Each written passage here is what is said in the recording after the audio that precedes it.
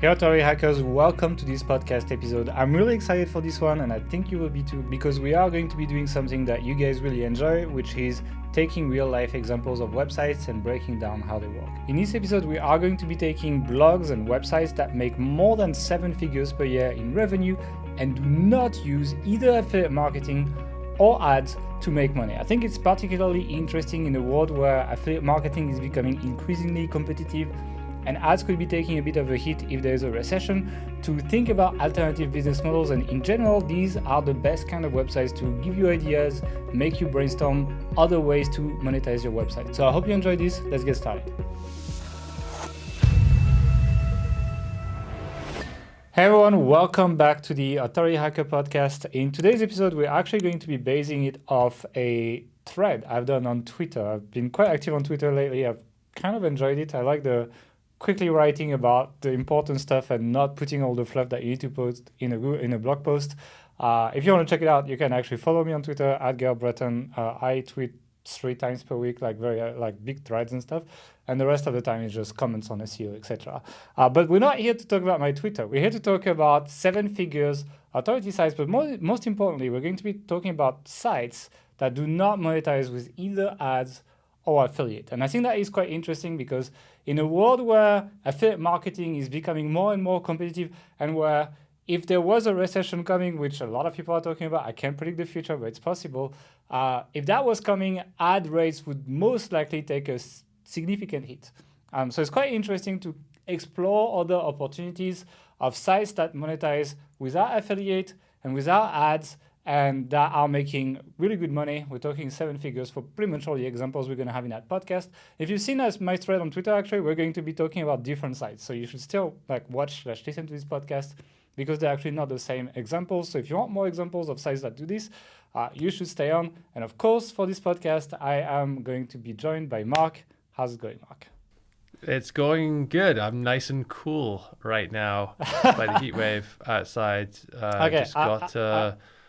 I'm outraged a little bit. Like I wanna get some spams in the comments on YouTube because Mark has installed an AC in his office and he's wearing a sweater right now. So in terms of climate change, I told him it's not exactly the best carbon footprint. Just for some context, before I get cancelled, the room here when we're recording videos or the podcast. And everything's shut down, even when it's like not super heat wave in the UK.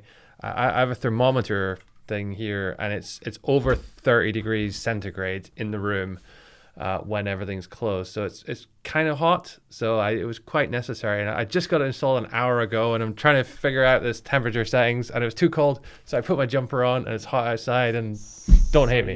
You're forgiven for today, but don't do it again, okay? Let's start with the podcast. I don't think people are here for that. People are complaining that we talk too much about other stuff. So let's just jump into this. And I'm going to take the first example, which is going to be the pennyholder.com. You might have heard of this site. I first heard about this in 2016 when the founder did an interview on the Mixergy podcast, which is a pretty cool podcast. It's really mostly about startups, but sometimes you get websites that do interviews there. And they tend to be quite innovative. It's he's not going to just interview a random affiliate site unless they're doing really, really well. And the penny holder had a very interesting strategy. In 2015, so it's been a while, right? They made $7.5 million with the site. And in 2016, they made $20 million with the site.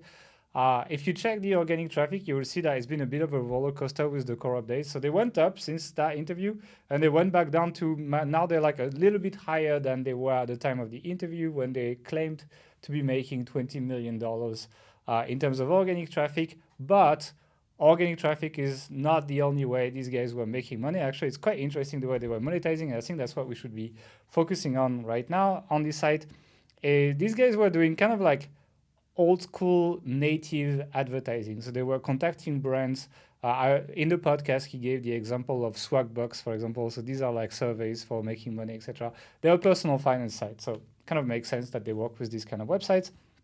And they would essentially contract them to sponsor content. And they would either charge them per impressions of the article where they are the sponsor, so visits basically, or they would charge them per click on they would charge them a cost per click the same way an ad network would do that, like like Google or Facebook would do that if you were buying ads, right? So they were essentially selling that, and then they were creating these very well optimized and polished pieces of content, and they were actually buying ads to articles.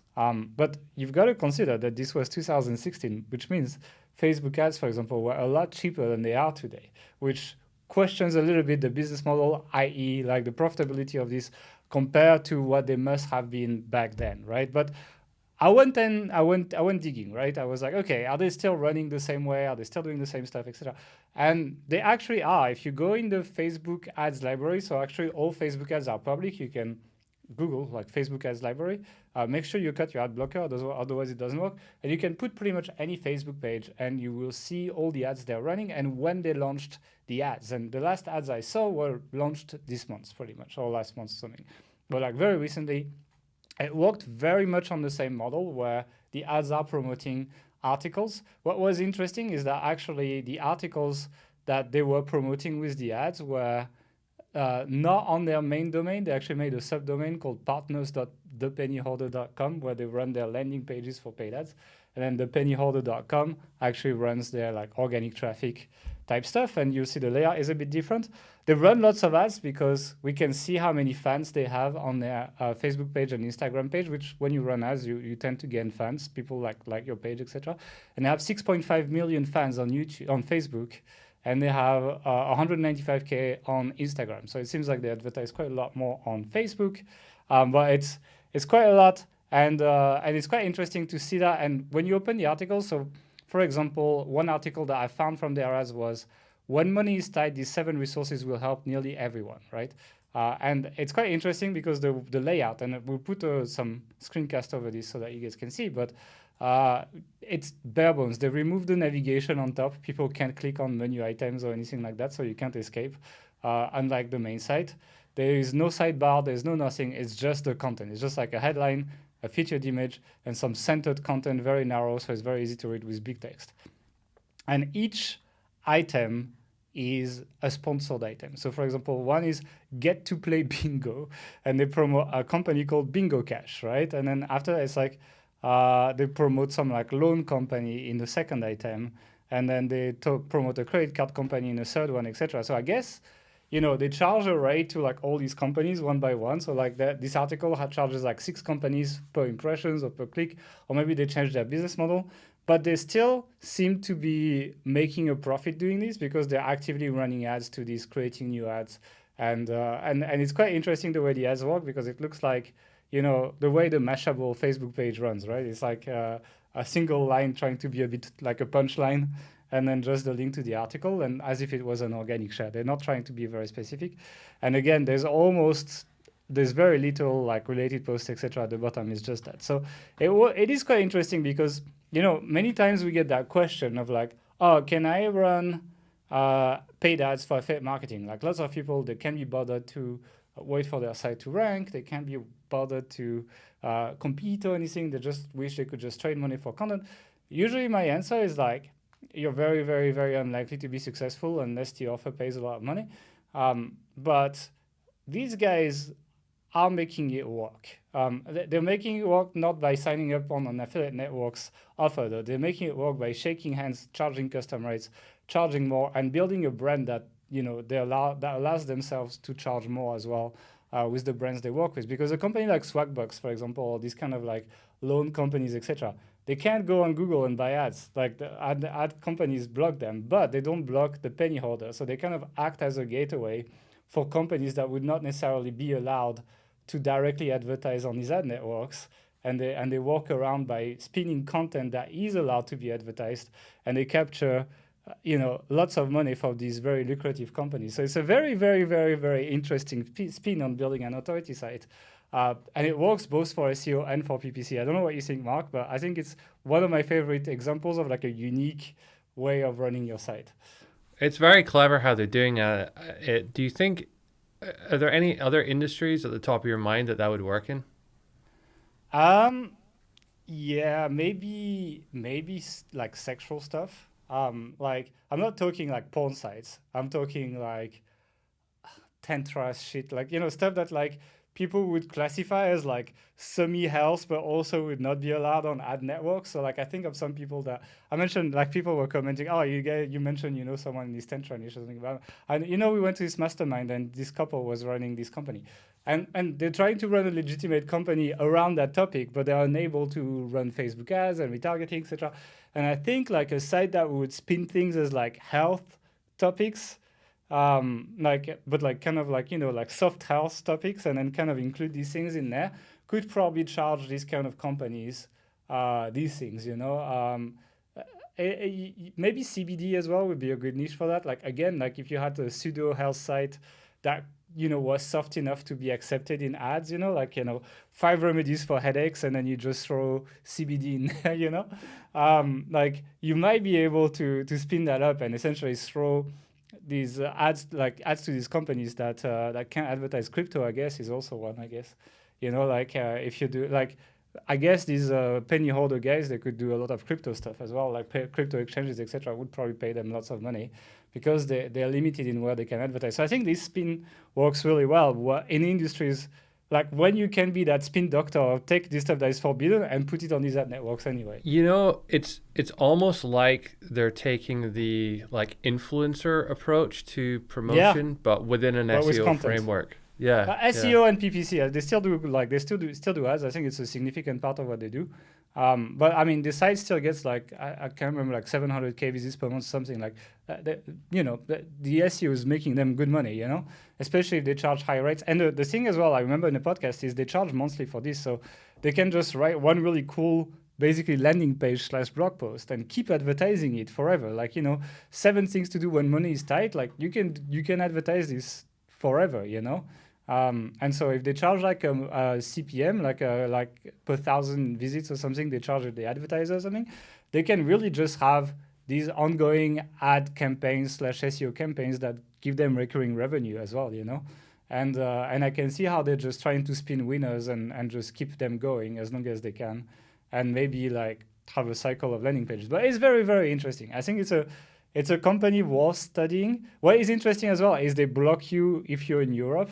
So I had to trigger a CDN. I had to use a VPN. Sorry, that's something else. A VPN to access the site. So if you are in Europe or not in the US, you're actually blocked. You need a VPN to access the site. I guess you might be able to access it through archive.org as well. But very, very cool play. I think it's possible for someone who is quite skilled, and I'm not sure they make as much money. First of all, what they were quoting was revenue numbers, and they have ad costs. So there's a question on like the profitability of the company. And because ad rates have increased, I'm not sure their sponsorship fees have increased as much as ad rates have increased. So they might have been squished a bit on the profit. So I still expect this to be a 7-figure profit per year company, but I would not necessarily expect it to be an 8-figure per year profit company. But I think this is a direction we'll start seeing a lot more big sites like this take when they're trying to monetize more, and that they'll be essentially changing the rankings of the items on the page or adding things in, and having a whole sales team of people who are going to be pushing that out there. And there's maybe like questions over how ethical is that or whatever, but I mean it's happening already, and I can see that there's a lot of money to be made here. So it's because of that it's more likely to continue. Yeah, but like I really like that. I mean, if you check their links, it will say like affiliate, but a lot of these are custom deals. Like it's going through their own tracking domain, so it's like they call it affiliate, but like it's their tracking sub IDs, etc. But they run that through like a very advanced tracking thing. I'm sure they have like a strong technical backend as well. They probably have devs that like have built like a dashboard for advertisers, so that they can log in and see the stats of the campaign they're paying for. It feels like an ad network, But it's I think it's not an easy one to pull out. I think if you wanted to start a site like that, I think it would be a tricky one. I'd say niche selection is really important. Really pick niches where people can't advertise directly, or it's difficult, or they get banned, or something like this. And probably, I would want to build some relationships before I jump into the project. Like before I even do it, I'd be like, hey, I've built websites before. I want to build something like this, but in the whatever, in the like pseudo health niche. I like your company. I'd like you to become an advertiser. Give me like just something a bit better than your affiliate rate, and then we can work closely together. You can have your word on the content or something in exchange, like something where you like give something in exchange, like build a bit of a portfolio of people who would do that, and then eventually like maybe start with just a few landing pages, even like start with the paid side of things, and then eventually build the site. But I think that's a big money play, and I think the selling this kind of site is probably quite profitable as well. Like the exit, I think they exited for like I can't remember, but it's like 8 or 9 figures, something like this. Like it was high, So Nice. it's a cool example. Do you want to jump on the next one? Yeah, so the next one is digitaldjtips.com. It's DR66 site. It's about 60,000 organic traffic, which is a lot smaller and a lot, less of a high profit niche than the previous example. But they have 30,000 students or customers in 163 countries. And the way they monetize now is through courses, through info products. And when people want to learn how to become a DJ or play their friend's birthday party or whatever, they have a course on how to do that. Or they have many courses on how to do that. And I really like the model they've built up here around the site, because the founder, the owner, is or was a DJ, not super famous A-lister or anything like that, but he really knows the topic, right? Very well. This isn't a marketer that's come in and tried to build a site around it. This is a guy who knows a lot about the industry, who's learned to become a marketer along the way. I think he's done a really good job of it. So I was sort of working, and by the way, I'm actually one of their customers. I learned to do this a long time ago. As you can see from the jingle of the podcast, yeah. Exactly, yeah. Don't do it anymore, but I will say, like, fantastic course. Very good at teaching the topic and what is quite a difficult thing to figure out for beginners. And I think, there's a lot of value created there. Now, they do a couple of interesting things, though. They don't just have one course. They have many different courses. So they have their core, like, complete course, as they call it. But there's many kind of like specialized things you can add on to that. So if you want to know how to make like little edits or get into production or whatever, they have an extra, $200 course here and there and that. And I know from being in their community, a lot of their members are buying a lot of different products from them. So that's kind of how they're increasing their revenue that way. Furthermore, they've taken a book out of masterclass.com and they've started partnering with real, A-list celebrity DJs, not celebrity DJs, just actual A-list DJs like Jazzy Jeff, Laidback Luke, real whoever that people is. Jazzy Jeff is the guy that was a DJ with Will Smith. And he won a bunch of awards and stuff in the past. Laidback Luke plays at like all the big festivals around the world. There's like millions of fans and stuff.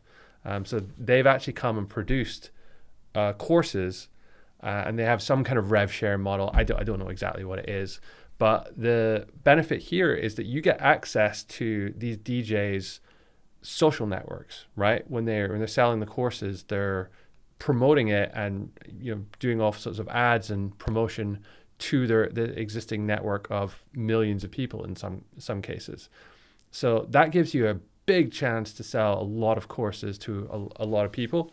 And all you need to provide, well, not all you need to provide, but you need to kind of like coordinate it and make sure it's good and kind of do a lot of the promotion and marketing stuff yourself, which they are amazing at, by the way. So they use, you familiar with Jeff Walker's product launch formula, like the multiple video thing that you do before a launch, where you sort of like building up the engagement and stuff. He does, the guy from Digital DJ Tips, Phil Morse is his name. He goes to like one of the biggest nightclubs in the world, and like he's in the booth and he's like talking with the sound engineers, and their whole angle is you can use either your laptop to DJ or some less sophisticated DJ mixer than what they have in these clubs. And he's talking to the engineer and says, yeah, we have, and they're mentioning some names like A-list DJs come in all the time and use this setup or that setup, and they're kind of saying, oh yeah, it's okay to do this, but there's some difficulties. Here's how to do it, and here's how our course can go and solve it. And it just reeks of authenticity and just like, all right, this guy really knows what he's talking So about. how do they make money? What's the business model and everything? The business model is that they get traffic through SEO and ads, either direct, Facebook ads, Google ads, or they're doing this partnership with the DJs they're doing the courses with. And then they sell the courses. There's a big email funnel that you go on, and they have lead magnets, tripwires, lower priced kind of $39 products leading up to the $197 product leading up to the $500 product, and then they try and sell you multiple products from there. It's just fascinating. Interestingly, they started on ClickBank in the early days. They had I think $47 product there. Don't do that anymore, but it just goes to show you that ClickBank anymore. yeah, it just goes to show you that you can kind of get started from anywhere. What makes it interesting though is they're also kind of in the affiliate game just a little bit. So they rank for best DJ mixers for X or Y, whatever the situation is. But they're not that great at it because they still have the year in their URLs. So like best DJ mixers of 2022. And so each year they produce a new one.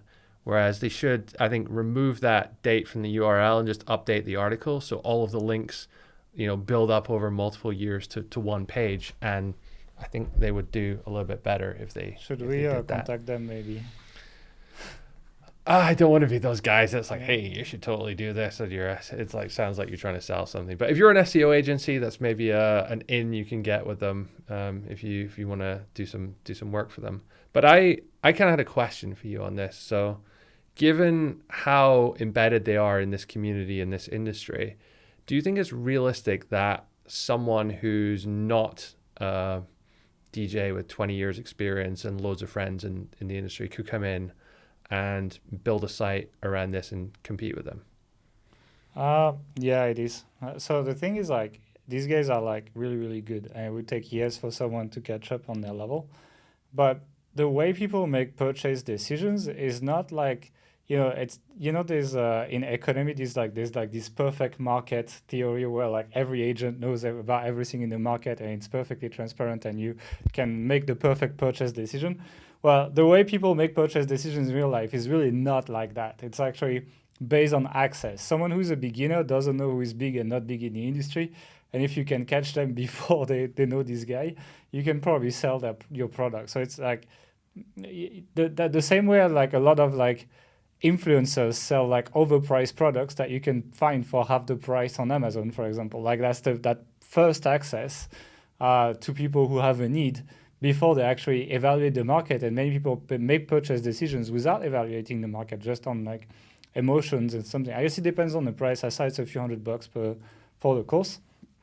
I think I think you can, but I think at some point you're going to be capped, like you can get started, you can get access to stuff, but eventually like it's going to be very difficult to get the people who do evaluate the market. But if you are really, really good at like, their traffic is good or not? Like, how is their SEO? It's not so good. Yeah, 52K. So but it's a small niche, right? And I think they're kind of like the dominant player in it. Okay, I mean, it really depends on like what the openings are in terms of SEO and something. But like, I really think that someone who's really good on like TikTok, for example, or like Instagram, like one of these platforms where these guys are not, could probably launch a product, because it's really like, catch people in a funnel, build the hype, and sell within 3, 4, 5, 6 days of you like hyping them up. And so as long as they don't run across that guy, then they will probably consider yours seriously, So it's possible, but then the plateau will hit you once you have exhausted all the cheap tricks you can do at the beginning, basically. So then after that, it's like I wouldn't enter that niche if I didn't have a plan to catch up eventually. But I think you could enter as an info marketer, even against people like that, provided you think know you it don't shows you get you- something decent, you know. It also shows you that if you can handle the marketing side of things, then there are A-list DJs out there willing to partner Yeah. with you, and there's nothing stopping you from approaching other DJs and producing courses with them and kind of borrowing your authenticity that way. Yeah, I mean, I would just interview them. Like I would maybe do like a podcast. I was saying like interview them, maybe like try to get sets as well. Like or like just like like obviously you need some music as well if you're doing that kind of niche. So it's like I don't know, guest sets or something. Like I would try to just build a platform that gets traction so that people want to be there, so that they can be seen, and eventually just partner with people. Like I'm thinking of like Entrepreneur on Fire, right? He came in the market. Nobody knew who John Lee Dumas was, right? And then eventually, just through interviewing people, he became quite well known. He became the biggest business podcast on YouTube because he did daily interviews, like he grinded it, and that borrowed authority from interviewing people just actually allowed him to release his own products, business products. And to be frank, he had built like a pretty impressive business with Entrepreneur on Fire. But that is the example of like borrowed authority through interviews, and I think that's one way to enter these kind of niches. Actually, Yeah. it's not the only way, but that's one way. All right, should we move on to the next one? Yeah, and the next one is actually another course one that I picked. I didn't realize you would pick that one, but I picked iPhonePhotographyschool.com. So these guys teach you how to take great photos with your iPhone, and honestly, it's not that difficult. Point and shoot usually, and that's it. But you can actually go quite deep into the settings, and they teach you normal photography just for an audience that has an iPhone. And it's quite powerful because you'll be like, wow, that's really niche just for like one phone type, right? That's like very, very niche. But I actually checked before that podcast, and there's 1.2 billion active iPhones right now. So it's actually a very decent sized niche, while feeling extremely focused in the approach. So people are like, oh, that's exactly for me. I have an iPhone. It's for iPhone. It's not like if you were doing this for Android, there'd be like multiple models, multiple camera apps, etc. It would be much more difficult than for this. And it's really like quite powerful. The site is really nice, and their video content is really, really good. You can check them out on YouTube, etc. And the business model is simple. I mean, they get traffic from Google. They get 250K traffic for keywords like how to transfer photos from your iPhone to your PC and things like this. They have pop-ups, sidebars, and end of article call to actions that offer you a free lead magnet, which is a 14-minute, really well-produced video as well, like same quality as their YouTube stuff. And then at the end, they will promote you an 80% off course. That is, I always laugh when I look at that website because the sale is always ending tonight. It's one of these sites where like it's like every day it just resets for like there's only 24 hours left. And I think it makes sense because given the audience that they have, they probably like cycle through lots of people. And from product sales, like the sales happen when you do a product launch, like the last 24 hours are like usually like half your sales. It's like, your conversion rate 3x in the last 24 hours. So they just capitalize on that, all that fresh traffic that comes constantly on their site, put them in basically the optimal point of the funnel every single day, and try to convert them as fast as possible because the offer is only $99. So it's like impulse purchase. You're like, if you see the quality of their stuff and you're like, okay, only $99 to learn from these guys, it's like a lot of people who do that. And that works very well. They also run lots and lots of Facebook ads. Most of their Facebook ads are also angled around that like ending tonight sales, 80% of sale. And I mean, I know for a fact that they make millions because they've been on TV. And so like in Latvia, they've been on I was thinking what they were from. In Latvia, they've been on TV and they've been interviewed and so on. And we know some of the founders. So we know for a fact that they've done really well with their business. And if you want to learn an info product funnel of a business that doesn't run ads, doesn't run affiliates, still makes millions, mostly blogging and making videos, that is a really good one to look at. So I really like them. Do you want to take the next one? Or do you have any comment on them? No, other than just it's a very, very well executed info product business. And you should also subscribe to their email list if you want to learn email marketing. They're doing it very well too. Yeah, even their Facebook ads as well. Like they have a really nice balance of providing a lot of value and actually showing you how to take better photos while also selling their products as well. Yeah, so if you want to learn, this is a good, like if you want to learn how to do these things, like these are really good examples. Like throw these sites in Ahrefs, look at their top pages, throw these sites in Facebook Ads Library, see what they're running, opt into the email stuff, read the emails, click on the links, see what landing pages they send you to, etc. Like it's the best school to learn how to do this kind of marketing. And honestly, this one is replicable by lots of people. Not exactly that niche, but like something similar. It's quite replicable. All right, so the next one is scottscheapflights.com. I love the name, yeah. So this was started in 2016 as a travel blog by, surprise, surprise, Scott. It's now a DR73 site, gets 500,000 monthly visitors according to Ahrefs. And I found an interview where in 2018, they had 600,000 subscribers and were making $3 million a year in annual recurring revenue. So I now figured out that they have 2 million subscribers in 2022. So if the ratio numbers hold the same, then they're making about $10 million recurring per year. Their product, the way they make their money is by they have a subscription service where you can get flight deals, cheap flights, flight alerts, things like that. Now, it's a really interesting industry, airfare pricing, because pricing is somewhat opaque. It's not like you have a fixed price to go from A to B. It changes every day, throughout the day, depending on which airline, depending on where you connect, all of that stuff. It's always changing so that airlines can hopefully, from their point of view, charge you what you're willing to pay. But this situation, it creates a lot of opportunity because there are better, cheaper places to fly through or destinations to go if you're aware of what they are. But because no one or most individuals don't have the time to trawl through loads of different routing options and fare rules and all sorts of technicalities that go on behind the scenes, they just go to Google Flights or Skyscanner and put in where they want to go. And maybe if they're a little bit more advanced, we'll put in, a region or where can I go this weekend. There are some things like that. But what they've done is they have a team of people scouring through all these different tools like Expert Flyer and ITA Matrix, which allow you to search airline inventory. They understand what prices normally are for certain routes, so they can see cheap deals come up. And I'm sure they have people on places like Flyer Talk where people are always sharing, error fares and things like that. So it's just they've kind of created a really nice user interface for this kind of like not underground, but just it reminds me of kind of like an IRC channel or something where you'd have to be really difficult to find all this information, but if you want to, you can find stuff back in the day.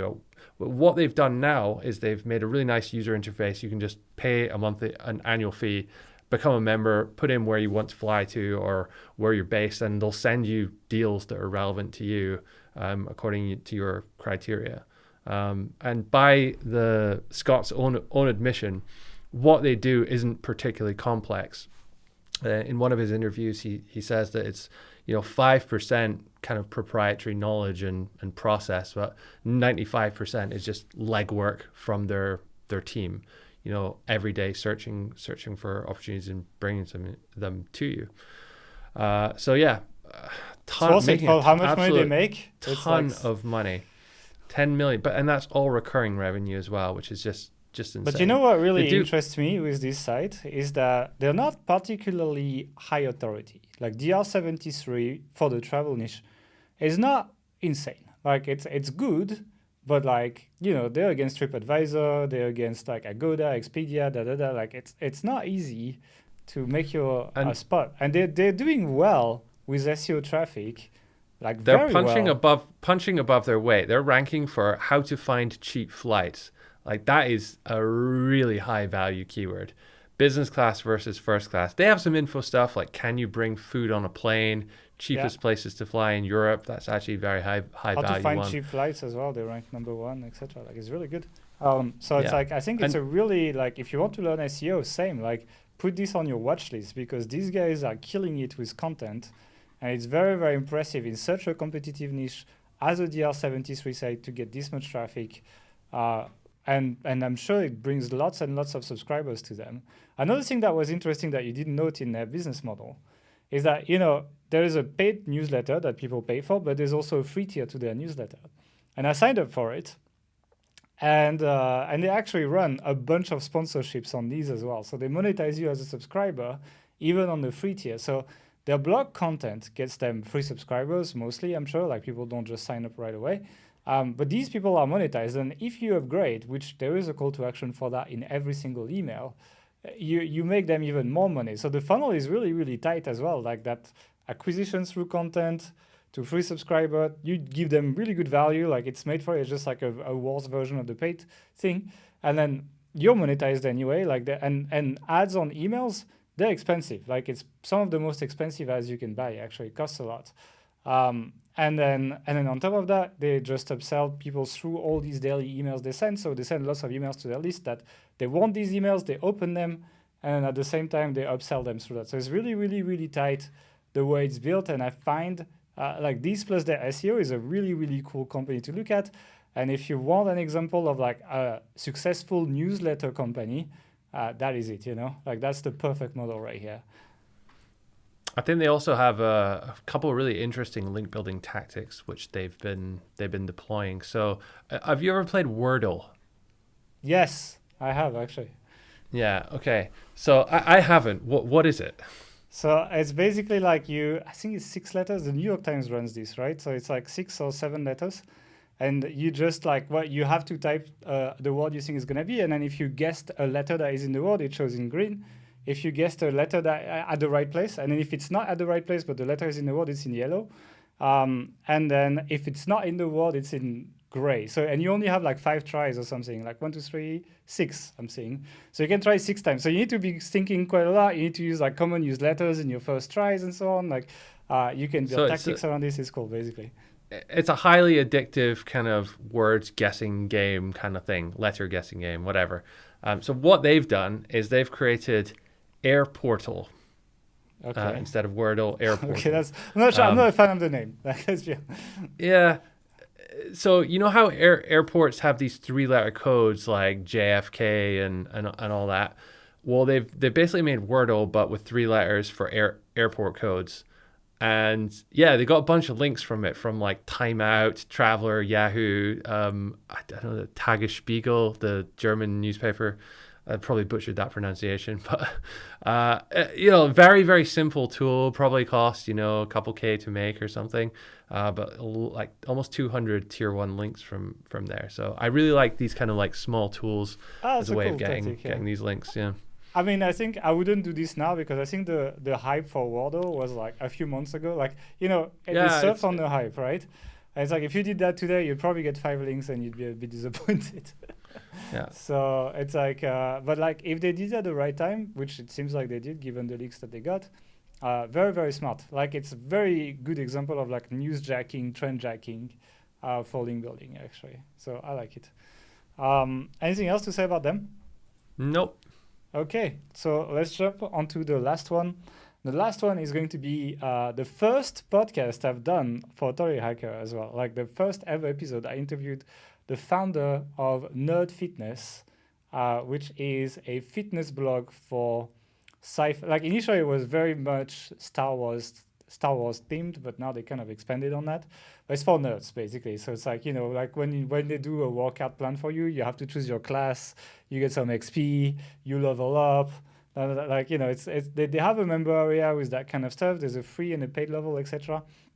Again, they do pretty well in search. They're doing 538K search traffic. It's a really old site. Like it's been around for a long time, Search Fitness. I didn't check how long it is, but like more than 10 years. Like I'm pretty sure. But they've gone through a lot. Like it started as like a personal blog, like when personal blogging was very, very prime. This Steve Clamp guy was just showing people how to work out with like, a gallon of milk and stuff like that. So that it was basically COVID before COVID. But now it became like a full-blown company, and I'm telling you, he's doing quite well as well when I see the pictures of their conference and so on. They have kind of like multiple levels of monetization. So first, they have free lead magnets. So if you go on any article, you will see that there's like lead magnet call to actions like everywhere, like on the sidebar, in the middle of the article, at the bottom, etc. They're pushing really hard for these. And then after, they have a free like membership level that people can sign up with, like this XP system, level up, etc. I told you about. And they kind of they call it Nerd Fitness Prime. So I don't know where that came from, but very inspired. And that gives you workout videos, workout plans, nutrition plans, yoga workouts, Discord and Facebook groups, recipes, cheat sheets, basically an info product for like getting in shape, right? And it's pretty cheap. It's $39 per quarter or $99 per year. So I like that because he's probably capturing lots of people on that price point. Like people feel like he's obviously going for like the Netflix kind of like subscription plan type thing. Like, he's going for that price point of like people throw the subscription in and never cancel type thing. That's pretty cool. And then now he recently launched coaching. So he hired fitness coaches. Like he doesn't do it himself. He just like pays some coaches that you can, and then they just get assigned to you. And then they kind of like customize everything you do. So they make you your own workout plans. They help your nutrition. You can send them videos of you working out, and they check your forms or something, give you feedback. They text you motivation. You have to send them like what you eat and stuff like that.